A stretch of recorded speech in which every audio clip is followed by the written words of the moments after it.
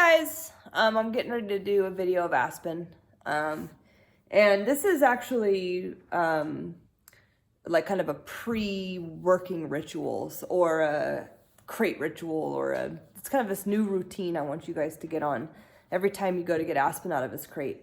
And there's actually several different reasons for this, this new routine I'm asking you to practice. But I just want to emphasize that this is the most important part of my training. I can't emphasize this part of my training enough. When you cut corners, like during this initial phase of training where we're doing this new routine where we're teaching him to come out of his crate and respect thresholds and calm down, it sets the tone for every single activity.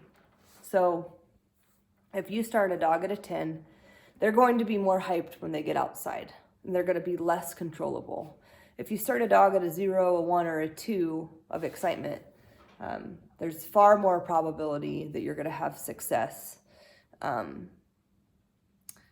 once you get outside. The level of intensity is going to be to a point where you're going to be able to have access to the dog's brain and have control over them. So this is something that every single person in the family needs to watch this video. Everyone needs to learn the timing of what I'm asking in this video, and if everyone can be consistent, he's going to get really good at this super fast. He won't manipulate it, and you're going to find that he's significantly calmer than you probably thought he was even capable of. So I'm going to come up to his crate here, and I'm going to open this door. I'm going to put this down here so you can see him. Okay, and right now he is standing in his crate. You can see his eyes and everything.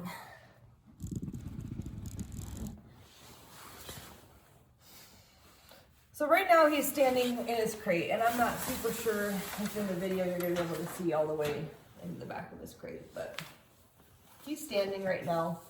And when I used to come up to his crate, he was actually like belligerently excited, like squirreling around, turning in circles, like batting at these latches, pretty hyper. So this is mild. I'd say it's improvement. But what he actually has learned and understands entirely is that I'm actually not going to move forward and open this crate door until he sits on his own.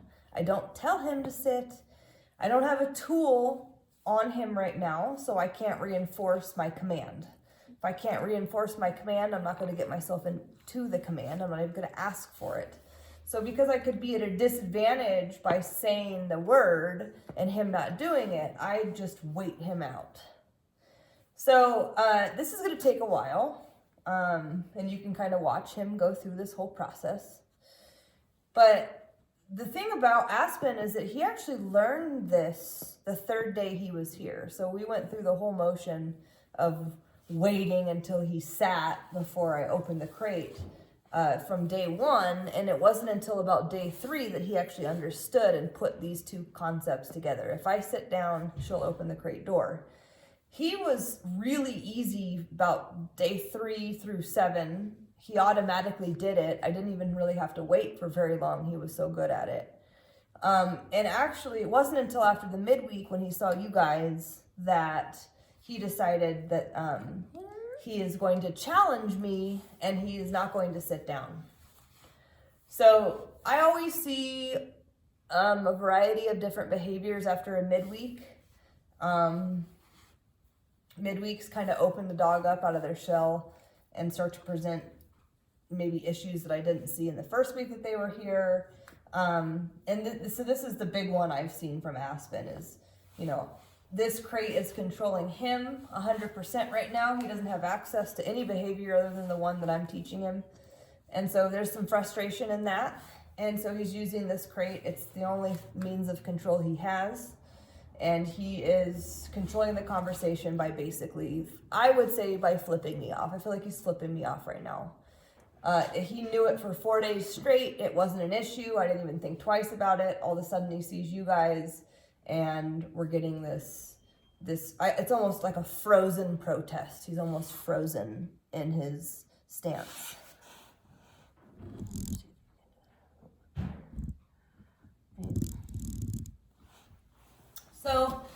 when he comes home, what I'm going to ask you guys to do is sit here. This is going to kill Gerald. It might kill all of you, honestly, but, and see, he sat.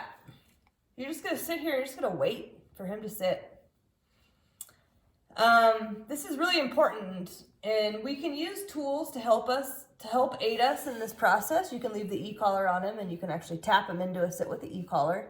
But even if you don't have the e-collar, he's not always going to have the e-collar on. You got to charge it. He shouldn't be wearing it all night. You know, there's going to be times where he's not going to have that on, and so in that regard, you have to sit here and wait. You don't have a tool to make it happen. I don't want to bribe him. I'm not going to bribe him with food. He knows exactly what he should be doing.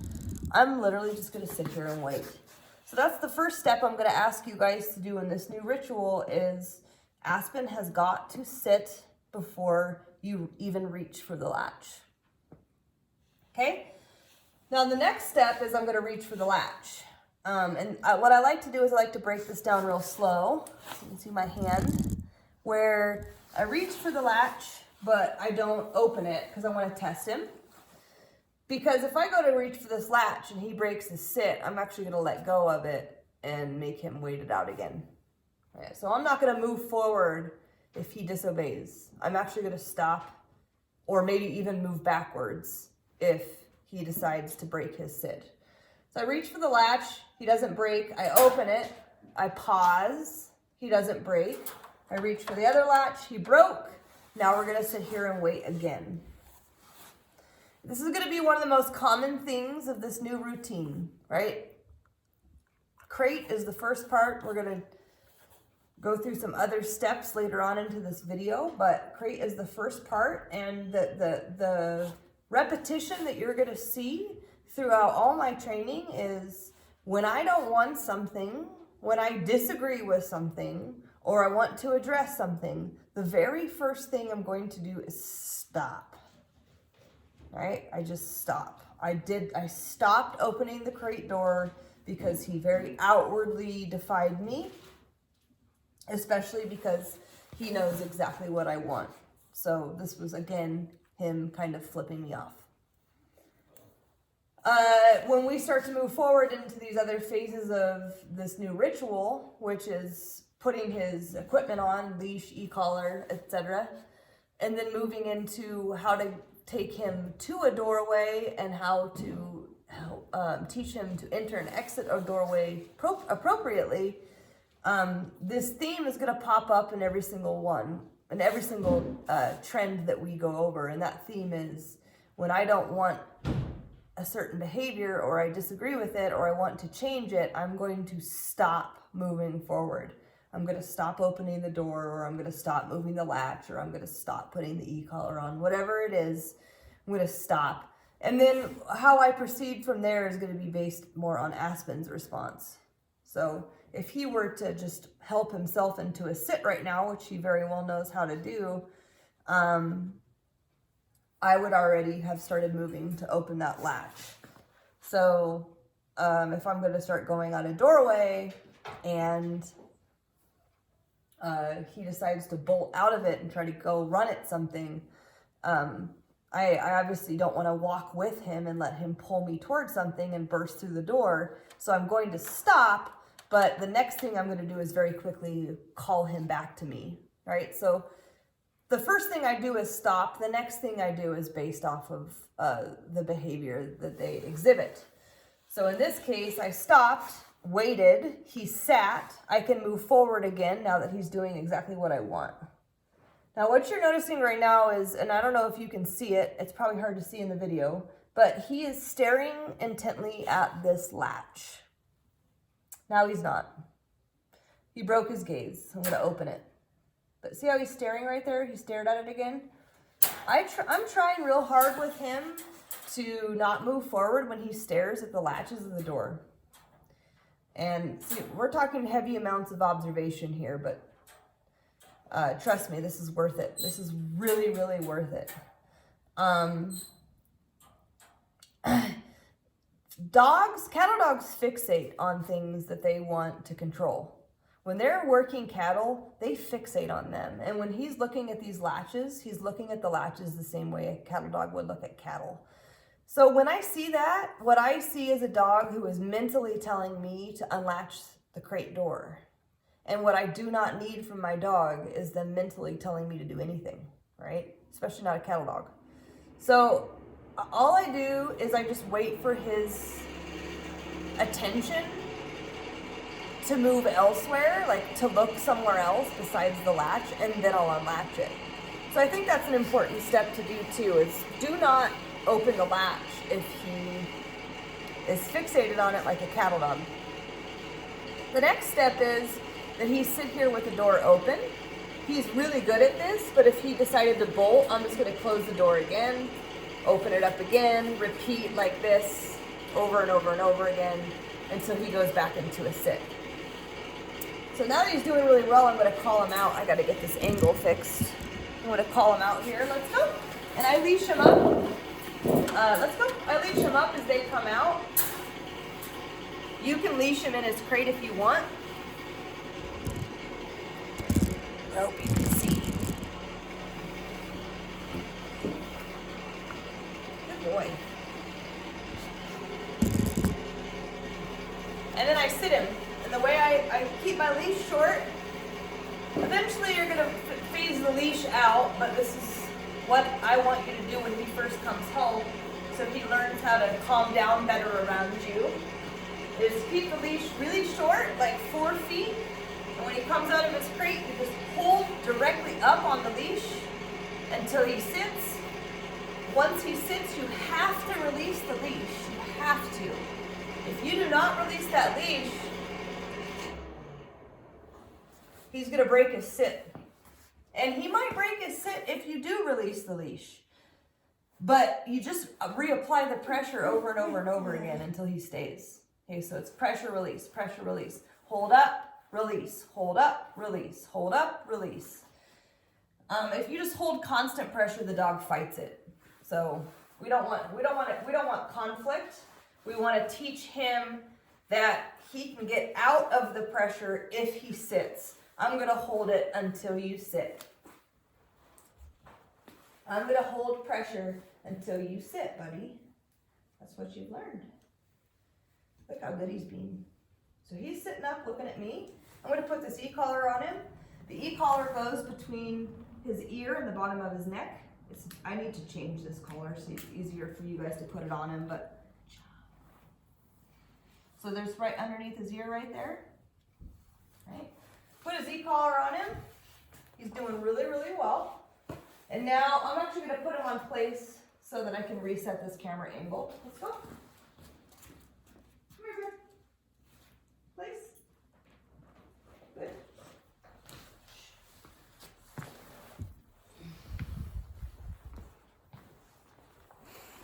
Sorry, I'm no cameraman, that's for sure.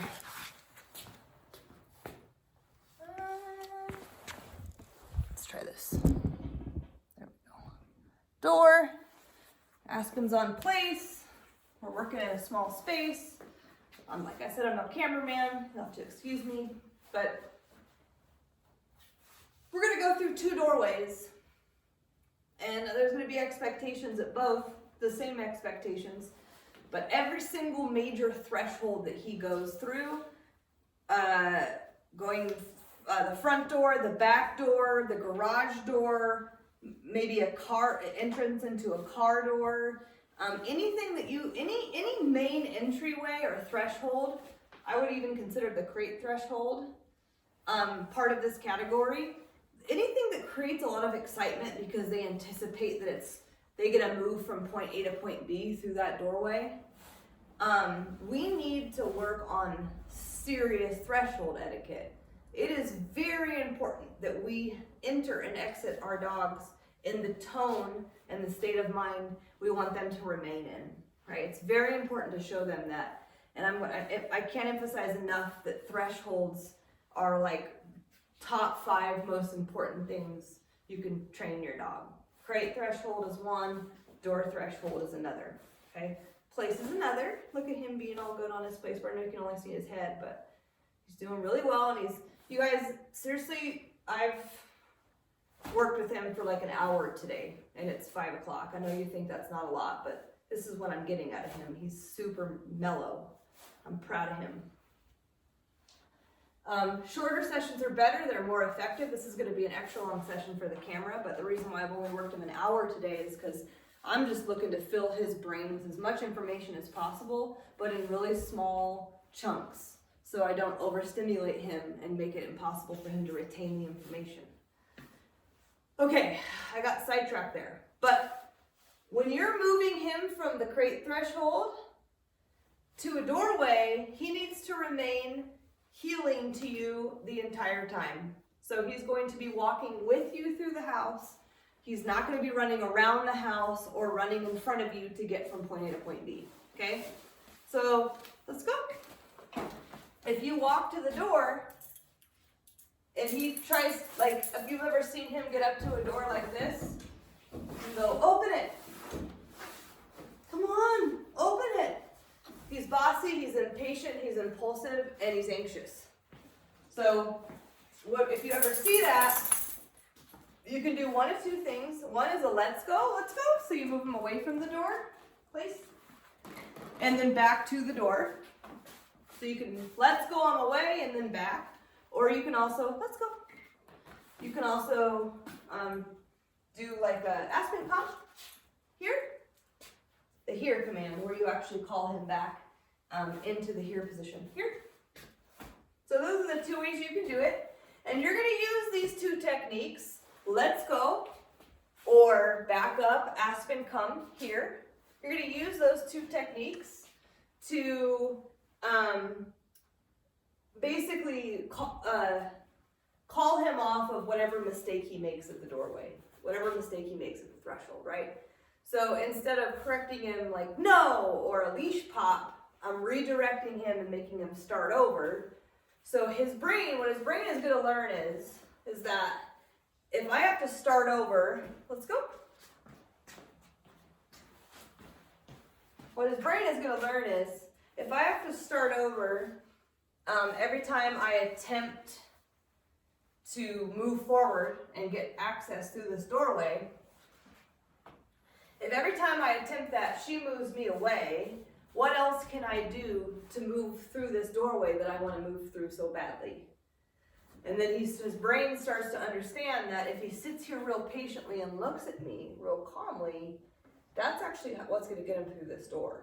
So the brain starts to distinguish between what gets them to move forward and what's going to require that they move further away from the thing they want access to so badly.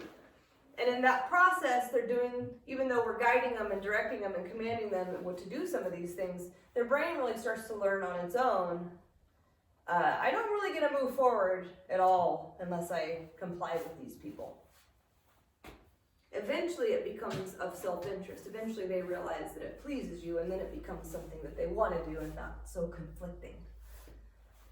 So he's kind of like weirded out by me right now because I'm just standing here and never do it this long. So he's giving me these weird side-eye glances. But I'm going to reach for this. So I walk him up to the door, sit him, reach for this, unlatch the doorknob and see what, I pause and see what he does. What are you going to do?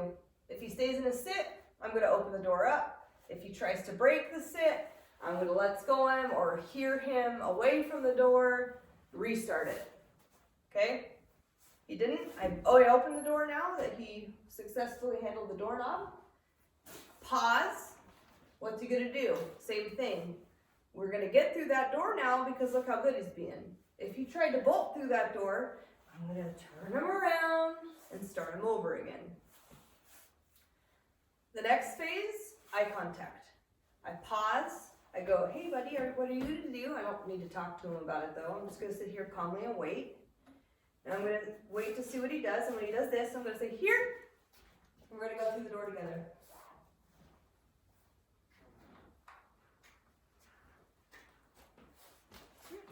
Good job, bud. Place. You're very calm.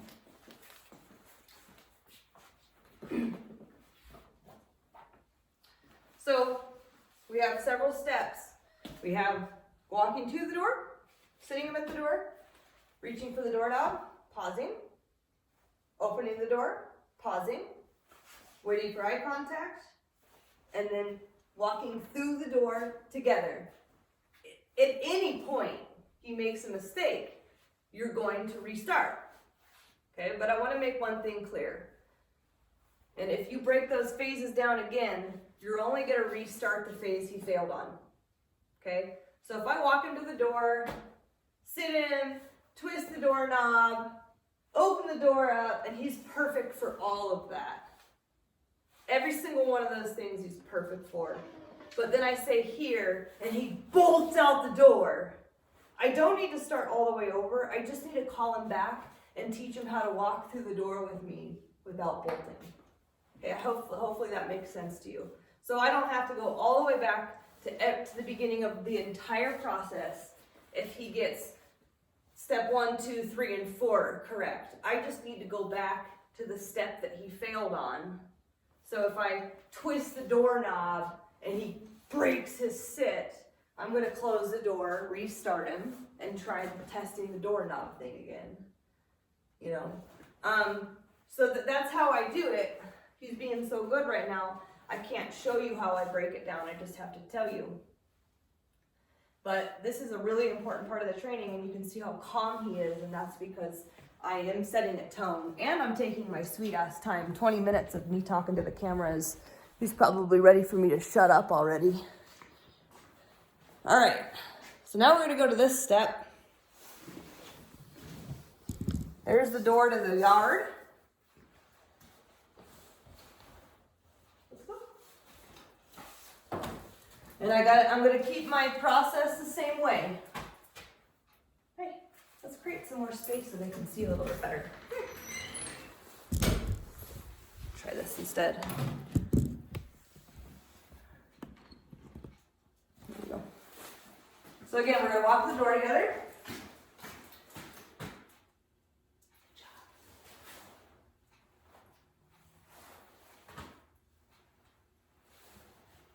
Now, I'm petting him. I'm petting him right now, and he's remaining really calm. I just need to make sure I help you understand that when he first comes home, this new routine and ritual needs to be done without any physical affection. That's going to be really hard for you guys, but come, sit. You need a place for it. You're too busy.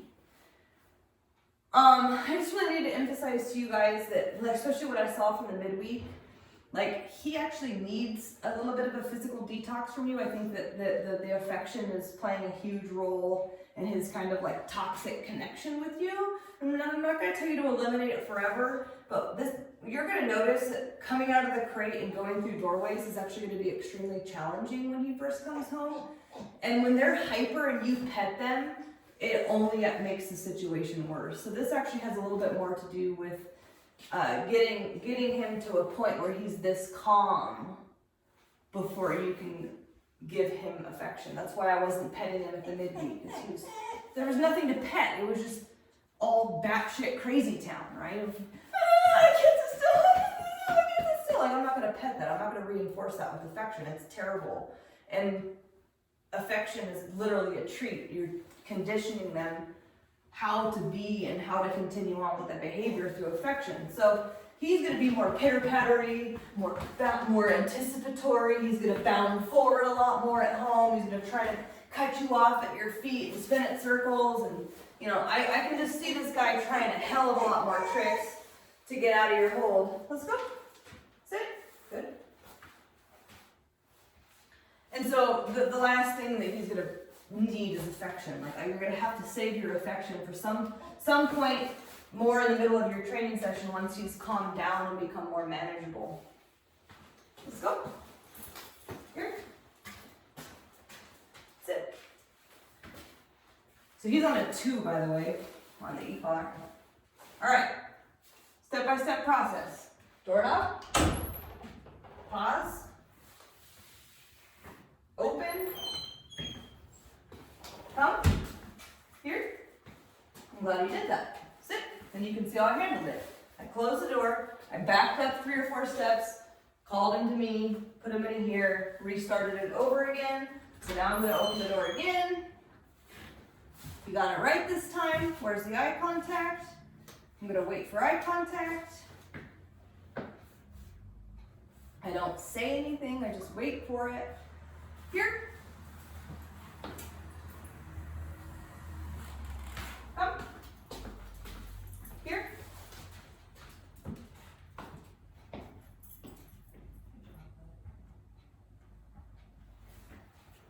And now we went out the door together. So that's how that's going to look. This is your new routine and ritual. We're going to go outside and go potty here in a minute, but come, sit. I want to discuss a couple things in this video with you guys. Come, sit. Let's go. Good.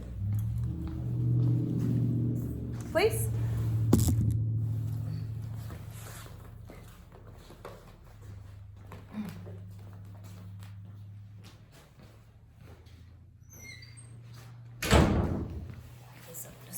Hopefully you guys don't get camera sickness from this. It's pretty ugly. I don't see myself winning any YouTube awards for my camera work. Okay, so this is the new routine and ritual. This is gonna seem really tedious. But I need to emphasize it more than anything because it's extremely important. This requires a lot of patience. It requires a lot of, you have to be mindful and present with the dog. You can't be on your phone or thinking of all the list of things you need to do. If you only have 20 minutes to work him, I don't care if all 20 minutes, this is all you're doing, right? This is the most important part. It gets faster. So if it took 20 minutes when he first got home, yeah, you're going to be like, geez, Aspen, you're a disaster, right? But that's all I did when he first got here, too. That's all I did.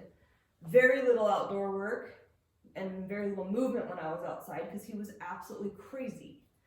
So I just basically taught him step by step by step, as slowly as I could, how he could earn moving forward. How can he earn going to the next step?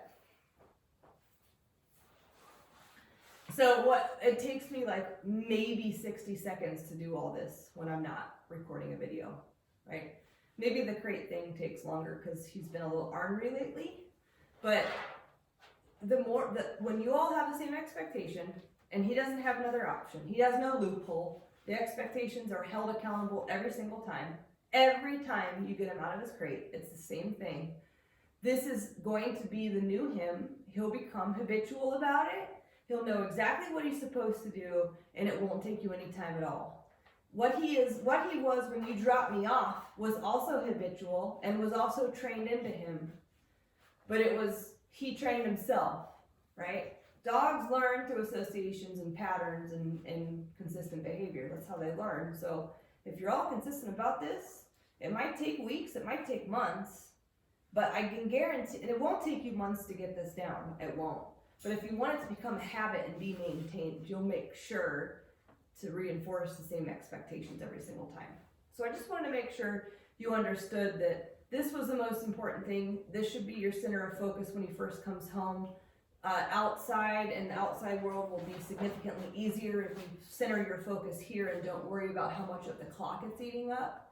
Because you'll notice every single session it'll be 20 minutes one session, 15 minutes the next, 12 minutes the next, 10 minutes the next, 8 minutes. It'll decrease to the point where it's just a piece of cake. And at that point, you're setting the tone of every single activity with ease, but also he's headed out the door in a much calmer state of mind. So I wanted to make sure to bring that up. But real quick before I wrap this video up, I wanted to know if you'd be okay with him staying until, was wondering if you'd be okay with doing a midweek on Monday instead of a go home, and then me dropping him off on Friday the 11th and doing a go home then. A couple reasons for this. One, I think you guys could afford to try another training session with him to see if you can't do some of this work at my facility and see if we can't accomplish something before he goes home. I think you guys need a little bit more hands-on training before he goes home. So 1 is for you.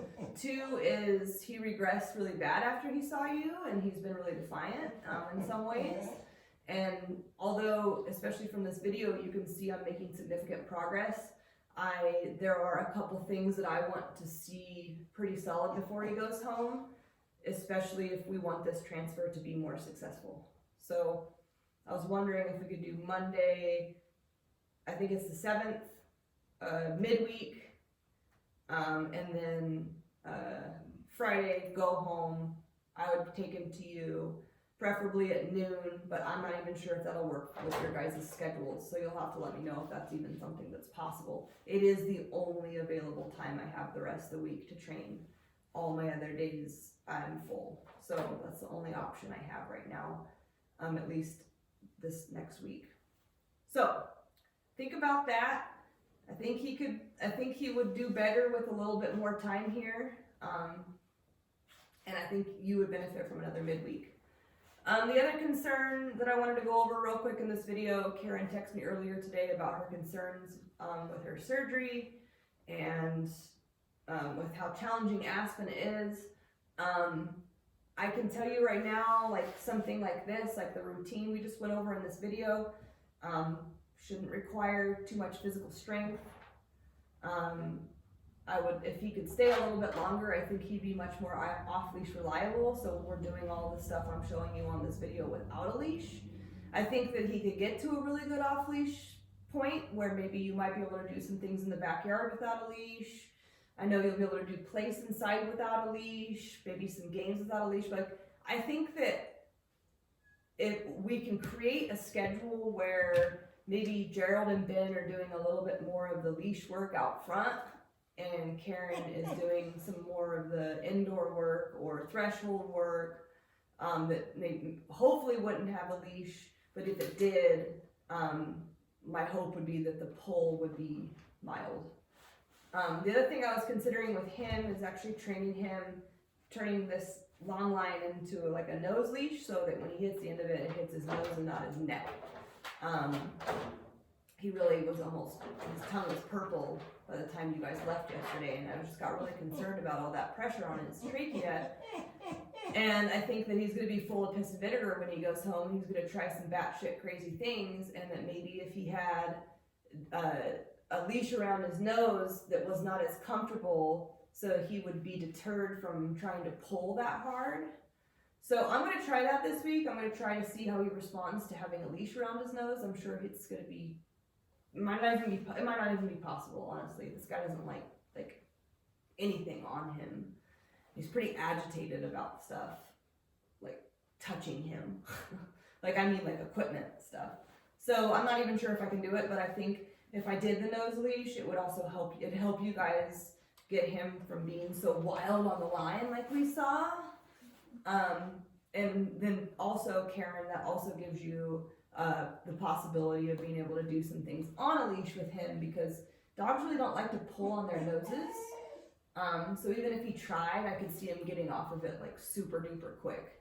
So I understand your concerns. I'm not real sure like what a hysterectomy does to someone, like how long they're down for, how long it should be before they move around. So there might be a week, I don't know. There might be a period of time where the doctor even says like don't even get up.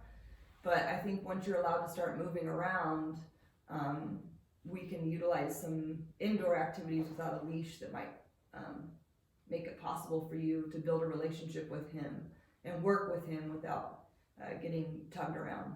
So this is a long video. I'm sure you guys will appreciate it though, and you guys get to see how calm and good your boy is being. We do have a long ways to go, so let me know if that extension works, and yeah, I'll just keep trucking over here, keep sending you videos.